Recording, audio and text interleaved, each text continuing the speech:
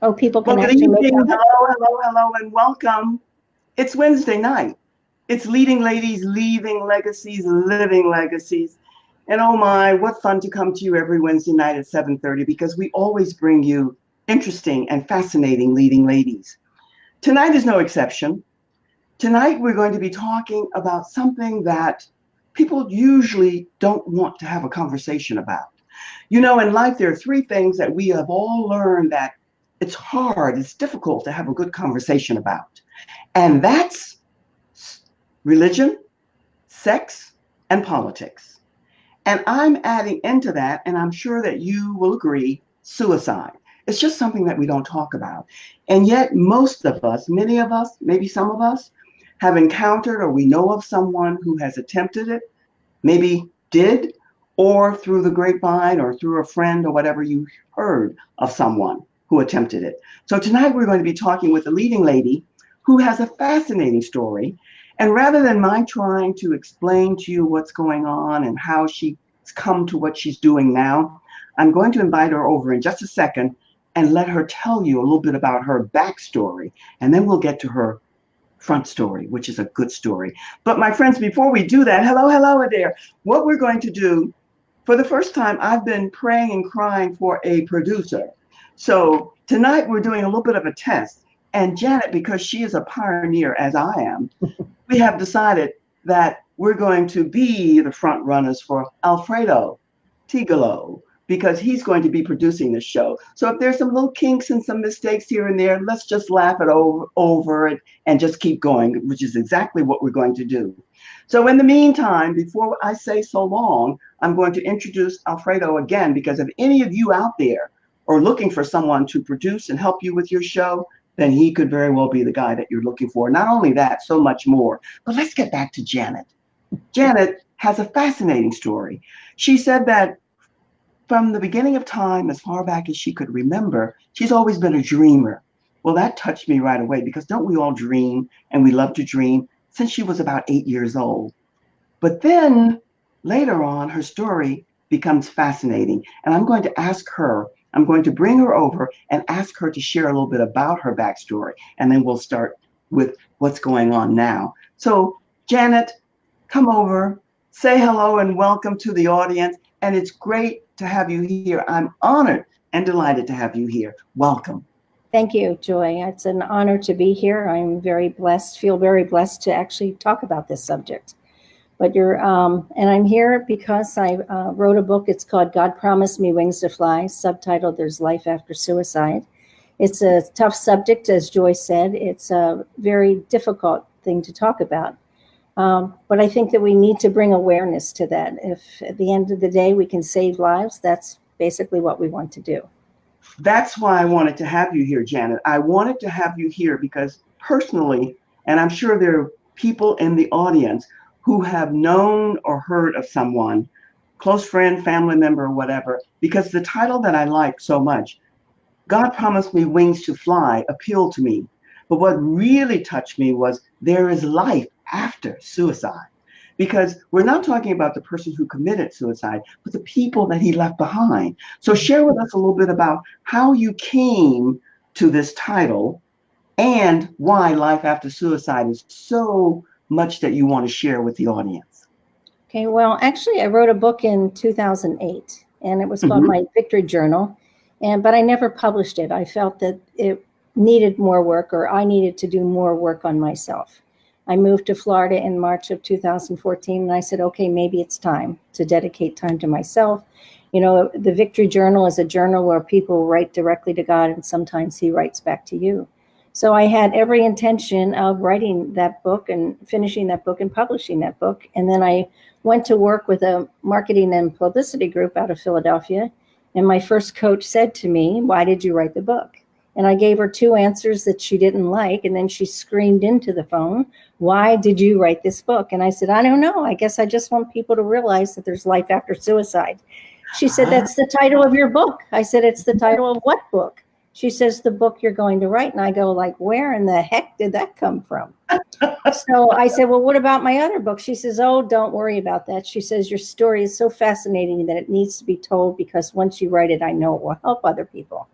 So I said, okay. And I went, oh my God, I can't believe I've got to write another book. What's that about? And so then my second coach, and the reason why the God promised me wings to fly is in my first book, I have my own quote. And then the quote is, in God's silent words, he promised me wings to fly. Come hell or high water, I'm going to hold him to his promise. And so that's where the God promised me wings to fly. So the book was going to be entitled, There's Life After Suicide, subtitled, God Promised Me Wings to Fly. And then what happened is my second coach, the first words out of her mouth were, we're changing the title of your book. And I go, oh my God, now what? I haven't even started writing the book yet. So she said, we're changing it to God Promised Me Wings to Fly. And I went, oh man. Okay. So at first I was apprehensive about it, but I paid a tremendous amount of money to these coaches and they know what they're doing.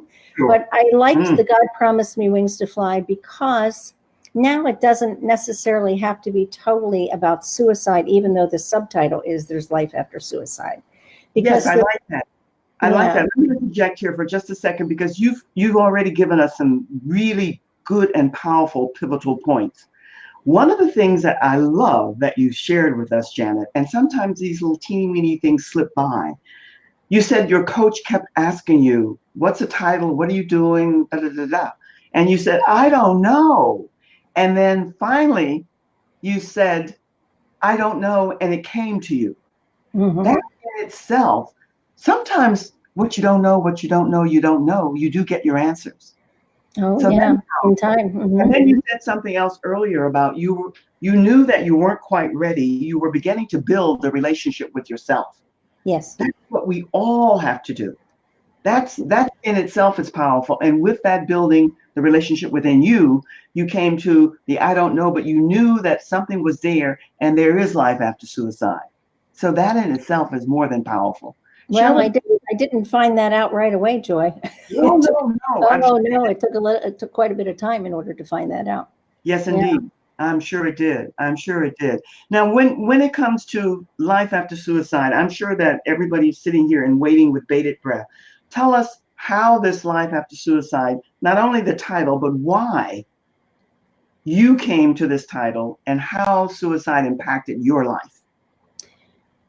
Well, I looked at suicide because there's many sides of suicide, like you were mentioning in the beginning. There's the act of suicide and death follows. There's the attempt of suicide and failure. There's the frequent thoughts of suicide, and then there's the loved ones left behind after a suicide. Yes. So in the case of There's Life After Suicide, the book certainly touches suicide and the statistics and my story behind it, but it also deals with the person that's left behind. Like, how do you find hope in a hopeless situation? How do you learn to trust again? How can you forgive? Anger was destroying me one baby step at a time. But any way that you look at it, suicide destroys lives. It's not just the life that's taken, it's all the people's lives around it. And I think what happens is you need to just have to find a purpose. When I started writing the book and you sit down and I'm going like, what do I write about? How do I do? Where do I start? And as you started in there, you said, since I was 8 years old, actually when I was 8 years old, I actually drowned. I was swimming in a pool with other people. I ended up in the deep end. And last thing I remember was me grabbing for people's feet, and I couldn't I couldn't grab anyone's feet. My body actually left my spirit actually left my body, and I oversaw my body. I didn't see being rescued. I didn't see being resuscitated, but what I saw were people around crying and someone was trying to help me, but I never spoke about that. Yes. Let me come in for just a second here, because here's something that we've all heard.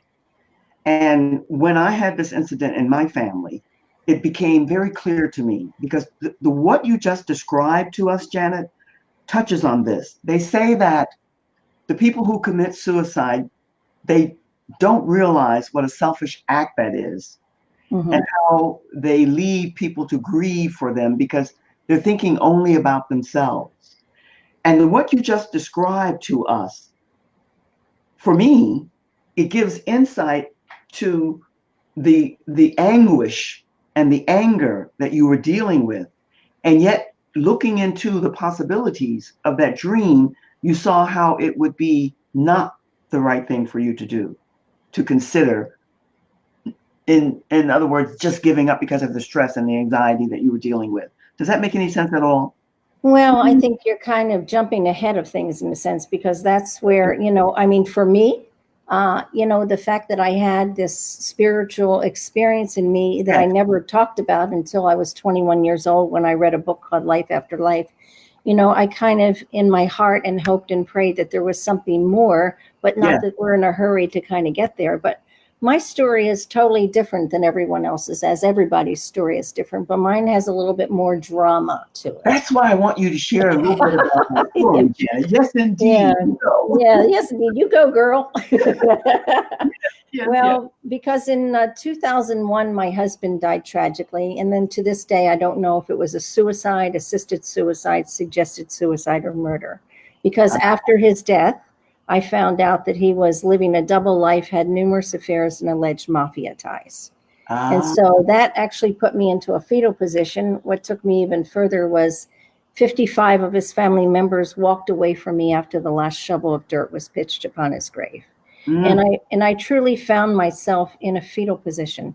yes. I couldn't talk to anyone. I was afraid. I turned to psychics because I didn't have anyone in his family that would even talk to me about anything.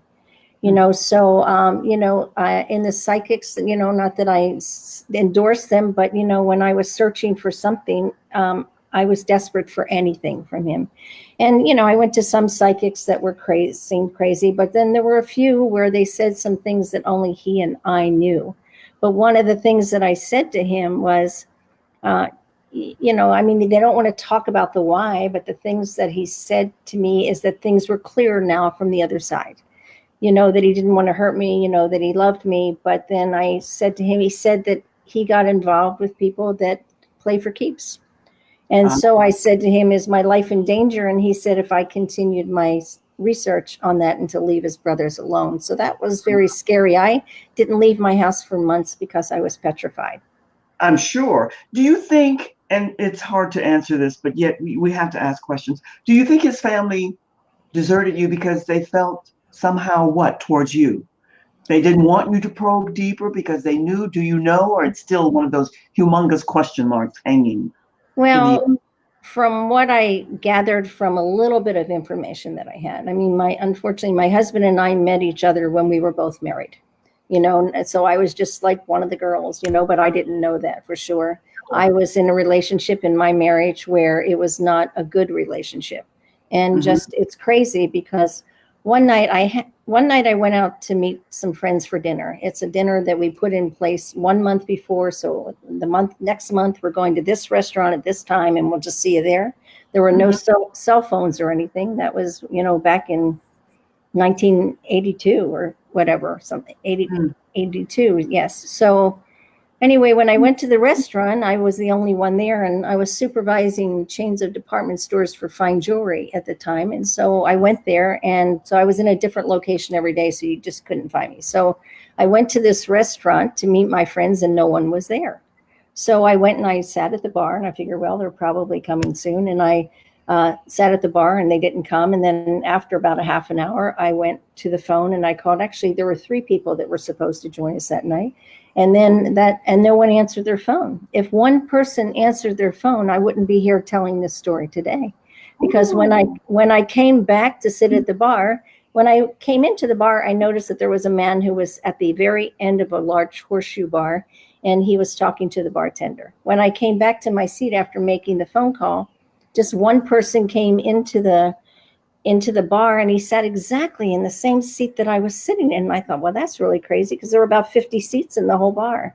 So Oh I my. ended up sitting in a seat that was halfway between, the person and where my future husband was sitting. And he gradually worked his way over to me. And he said, and I Wow. just remember saying, today's Tuesday, and kind of the rest is history. But to answer your questions, I feel that one of the reasons the family walked away from me is, number one, is they put me in the category of being like the other woman, even though I had been with my husband for 18 years and I was married to him for 15 Oh, years. okay. Because sometimes it's so painful and people can't accept that the person left for whatever the reason, and they want to throw the blame somewhere else. That's why I asked you. Yeah, but I also feel that there was some sort of a conspiracy. I think his family knew why he died, and they didn't want to share that with me. Well, that too, that came to my mind while you were sharing with. Thanks for sharing that with us, because that's not easy, and I'm sure you shared it many times. It never gets easier, I'm sure.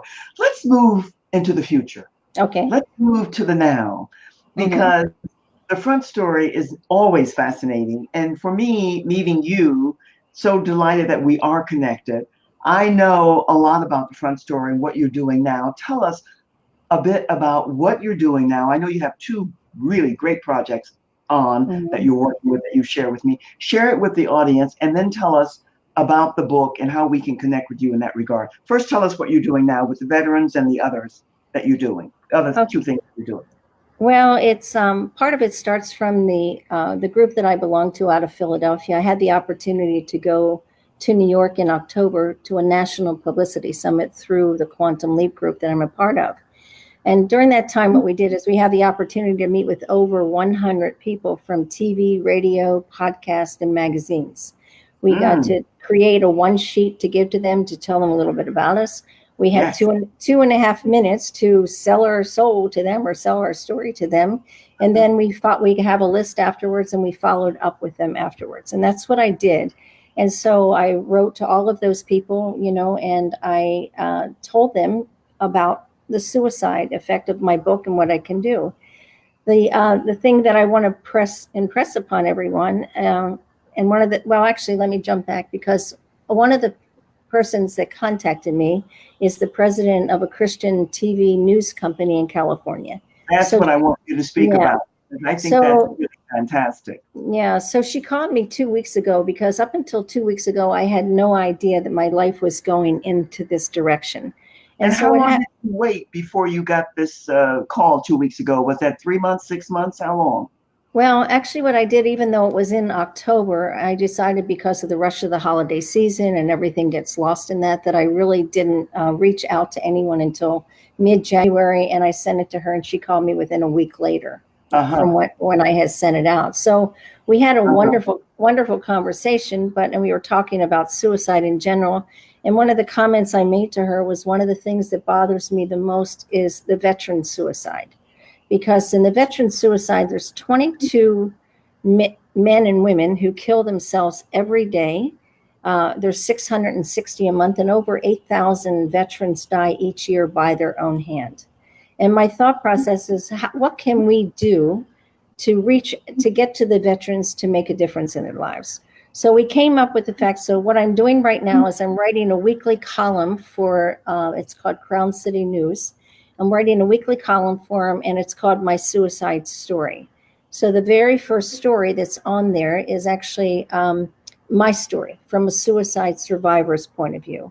The next story that I'm working on right now, I interviewed a veteran who was married 3 times. He ended up being in a car accident, being on prescription drugs, ended up doing, and then they released him from the hospital. They put him into like a halfway house. But the problem is that where he was, there was a drug house right down the street. So he ended up taking drugs to the point that he had a $1,500 a day habit.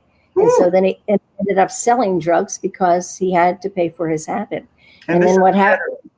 This is a veteran, yeah. And what happened to him is he got caught by the police in doing that. And then after that happened, the police didn't want anything to do with him. And the crackheads that he was dealing with didn't want anything to do with him because they thought he was having a connection with the police. So he found himself no place to go.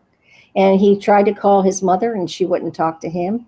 He had actually attempted to kill himself 3 times. The first 2 times, he actually tied a rope around his neck and jumped off a wall and jumped off a building, in a sense, and he didn't die. And then the 3rd time, he said he couldn't do it anymore. At that point, he was homeless, living in a box, a drug addict under, the road, and nowhere to go. So he just said, I can't do this anymore, and put a plastic bag over his head, expecting to die. And 3 days later, he woke up in the hospital. And what happened after he put the bag on his head, he rolled over, and a branch pierced a hole in that bag. And so God had a different plan for him. So Mm. moving forward, all these years later, he was divorced for 3 times. He had relationships after that, but he found that no one compared to his third wife. So they actually got back together again. So they've been together for 12 years. He's now owns his own computer company, a computer repair company. He opened a storefront, and he's a motivational speaker. And We, those are the stories that we need to get out to people. we all, yes, I'm about to say, I'm working to interject here because we all love stories like that. That's a great story. So you'll be writing about stories like that in this newspaper, this Crown publication that you're writing? The Crown, yes. Yes, I will be writing for them, but each week will be a different story. So the next person that I'm writing about is a woman by the name of Robin Thomas. Her son committed suicide, and there's a huge backstory on that. But she's going around the country putting 660 flags to make a statement. Your title, God Promised Me Wings to Fly. Now, you shared with me when we spoke the other day a little bit about how that title came to you and also about your move to Florida. So I'm segueing away a wee bit because I found that story fascinating, how you got the signal, because you weren't sure about moving to Florida and you'd looked at several different homes. Mm-hmm. The story about how you came and you had your signal, you got your answer. Can you share briefly with us that story? Yeah. Because you haven't been in Florida that long, and most everyone wants to move to the Sunshine State, especially from up north. So how did you come to that? How did you get your answer when you decided to move to Florida is what I'm asking. For whatever reason, the dream that was put in my heart was when I was a child, and for whatever reason, I wanted to move to Florida and live in a yellow house.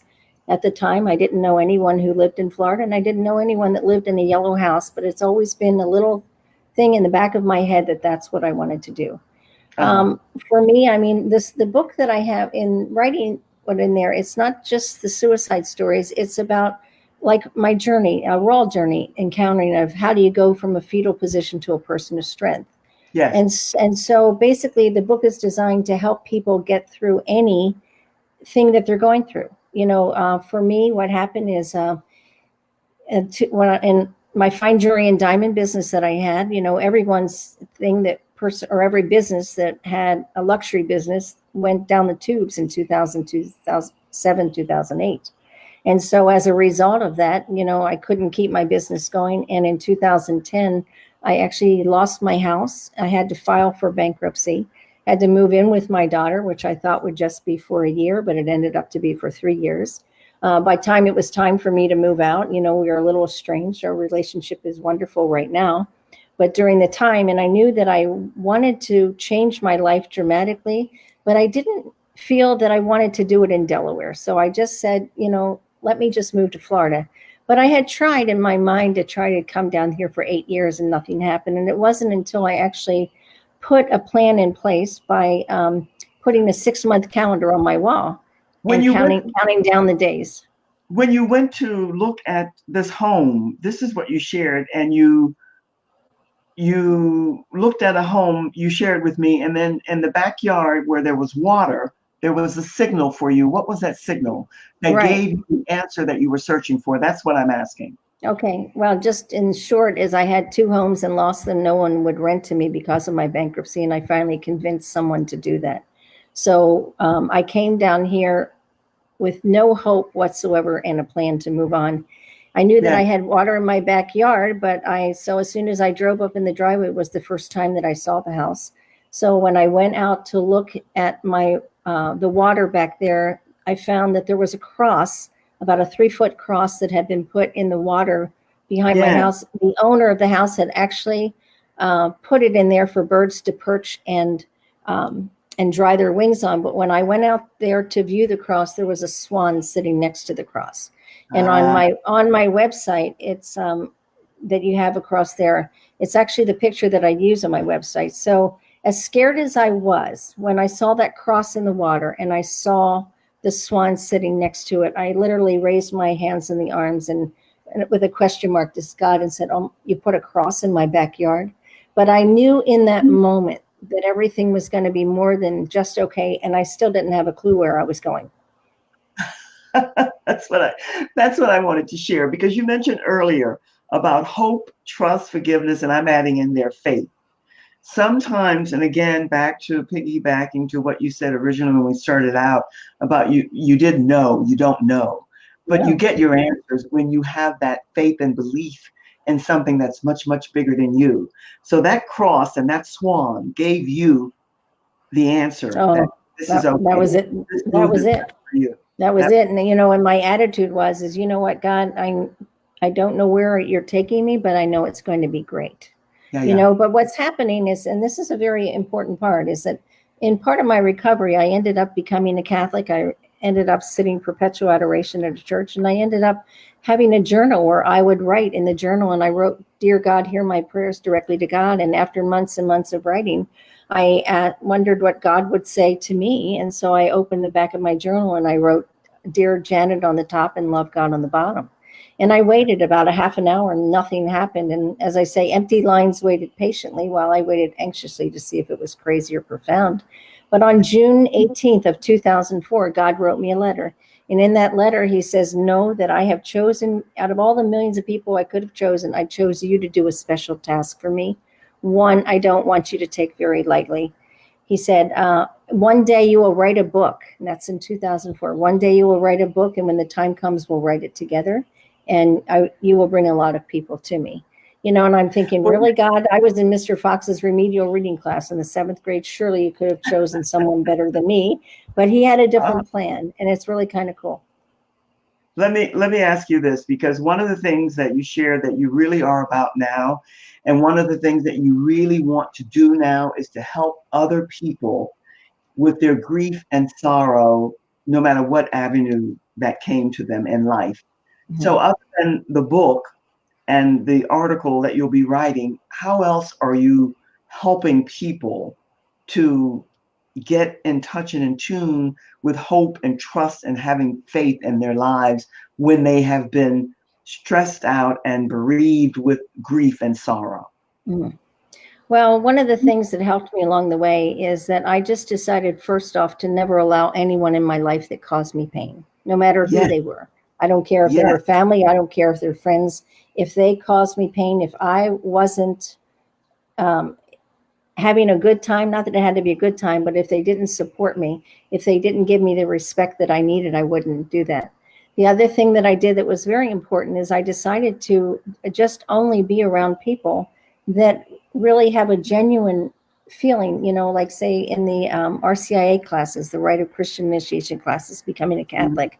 I mean, you can tell people, anyone, about that. This past weekend, I went to a women's retreat at my church, and those are the most wonderful, amazing people that I've ever met. So stay, only be around people that you can truly trust, or you feel that you can gain their trust. You actually have to gain their trust in order to move forward. And that was huge. Wonderful. And then for me, after my husband died, one of the things, I couldn't find Janet. Janet was nowhere to be found.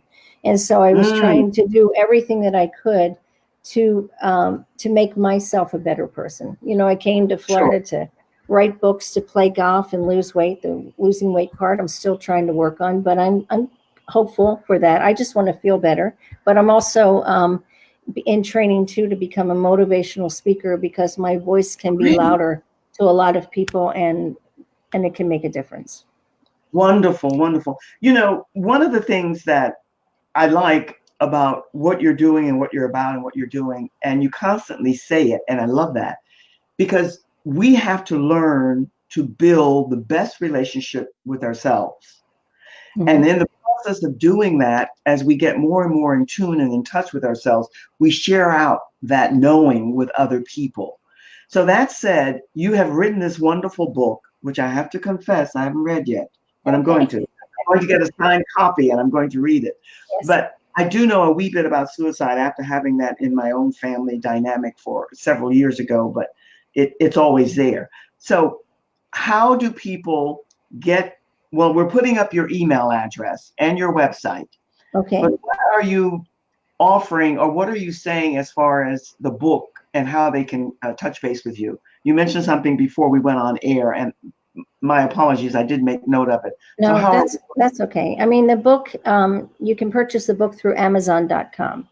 However, Right. in the book, in the back of the book, it also says is that if once you've read the book, if you can write a review on Amazon, because Oh, one of the ways to get the word out there is Amazon will help promote your book if you like have more than 100 reviews on there.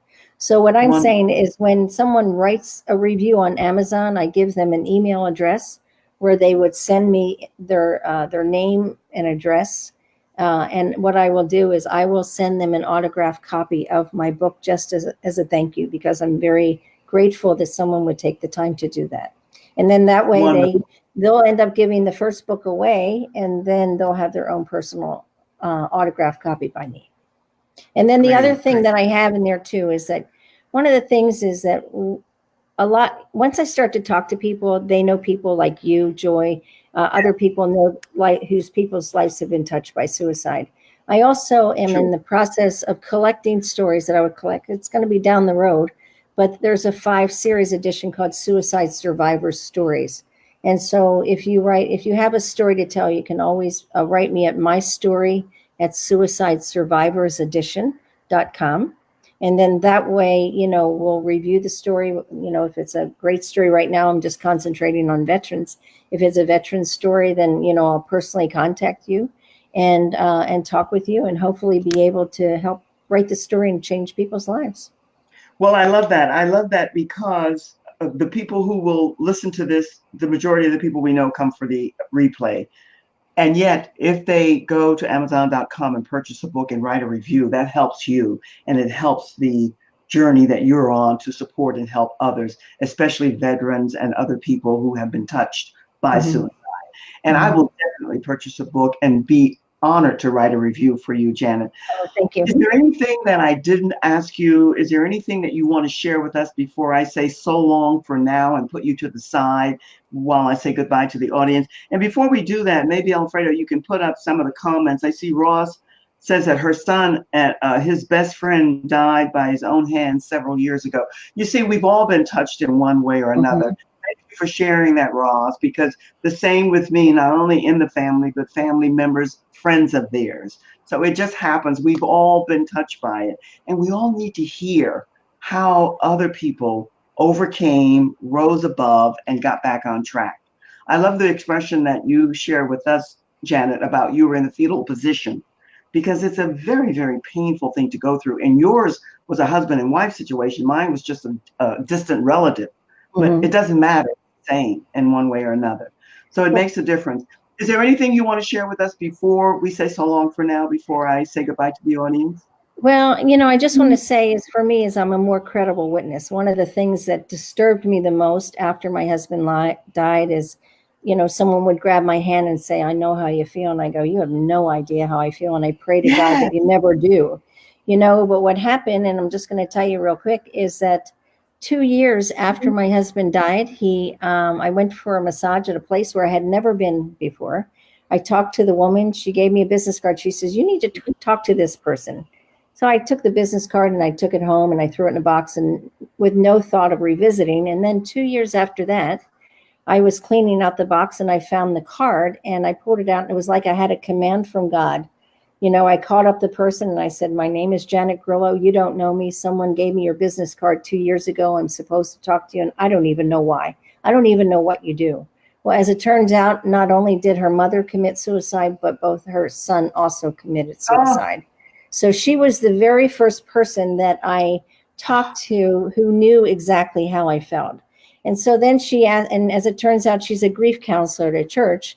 But as it turns out, she asked me if I wrote in a journal, and I like proudly sat up in my chair and said that I did. And she asked me one question that changed my life forever. And that question simply is when you write to God, when you write in a journal, do you write to God? I said, "No, you can write to God." I didn't know you could write to God. She says, "Oh yeah." But the writing, having God write back to me is something that I did. In my book, I share the letters that I wrote to God, share letters that he wrote back to me. I have letters in there from both of my parents. They both died on the same day, 11 years apart. And there's a letter in there from my husband that's very, very real. But if anything, for someone, it's just start small. Get a journal that's not too thick to write in, so you don't have a huge commitment. And Love just it. start writing letters to God, and you will feel the pain and everything start to come out from you. I just love it. I don't think we could end on a better note, my friend. Yeah. I tell you. And I'm going to put you on the side and say goodbye to the audience. But thank you so much for all the information that you shared with us. Oh, it's my pleasure. It's my honor to have you here. And I wish we could go on and on and on, but time flies and people have other agendas. But yet, those who stopped here and now to tune in, thank you, thank you. But Janet, stay in the green room. I love to say the Okay. green room until I Okay. say goodbye to you. Okay, I'm good. All right, everyone, thank you for attending. Much appreciated. Thank you, thank you, thank you. Mhm. Let me say this to you. Janet could not have ended this show in a better way. May I share with you why? She said something because all of us who are into this live stream media broadcasting, it becomes more than essential, crucial, really, that we all understand what communicating is all about. Her ending for us was very, very powerful. She said, someone said to her, and this applies in other arenas as well, I know how you feel. When someone has lost a loved one or someone is gravely ill, even if you have experienced it, that's the last thing that you want to say to someone because you really don't know how they feel. Even if you have experienced it, you have experienced it in a different way.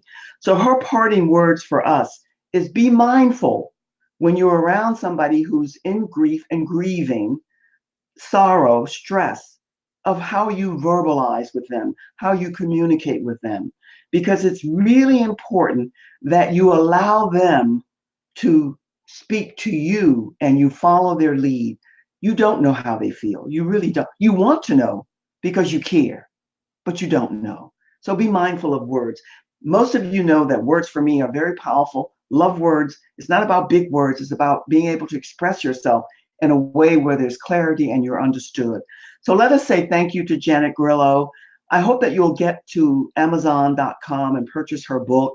It's not about promoting here, but when it's something that's worthwhile, that you need to be in touch and in tune with, I offer that to you. And then when you do purchase the book, after you read it, please write the review because she needs the numbers. We all know about numbers, and she'll be more than grateful. And do I need to say, yes, I do. Thank you, thank you, thank you for showing up. I know it's not the best time, and yet when you do, it really is good to see you here. And for those of you who come for the replay, if you'll put in hashtag replay, it lets us know that you were here, and we're grateful.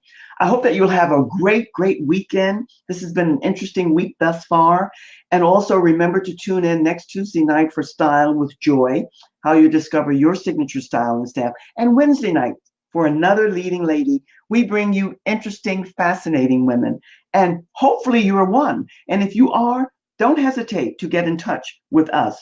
And if you need a great technical person for the computer, whether it's producing your show or any of the other technical aspects of the computer world, which all of you know is crazy for me, then Alfredo Tigolo is some person that you should touch base with. He has a great big heart. He'll work with you. He's beyond caring and compassionate, and you will not regret the connection that you'll make with him. So until the next time, you be well and you stay well. You take care of you first. Do the very best that you can, because it's only then that you're able to look after and care for others. Have a great week, my friend, and thank you for dropping by. See you again and soon. Until then, so long for now. Cheers.